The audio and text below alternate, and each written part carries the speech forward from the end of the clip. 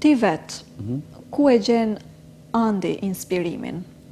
Edhe ndoshta pse, apo si, le të themi, e përçon atë inspirimin nga mendja, nga gjithçka tjetër në letër, në krijimet e tij. Unë shumë e gjej inspirimin tim te një brand Alexander McQueen dhe Vivienne Westwood.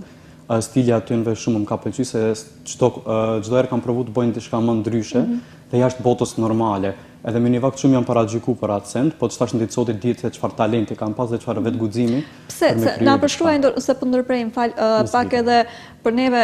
Sadopak jemi të informuar mbi botën e modës, se shohim, ndeshëm apo s'ndeshëm na ndjek çdo ditë, po nuk diskutohet që si dizajner e ke shumë më mirë parasysh. Na përshkruaj ndoshta pak stilin e tyre dhe si përkon me stilin tënd, apo çfarë mund të presim nga ata si dizajner dhe kjo pjesa që thua janë paragjykuar më parë, pse?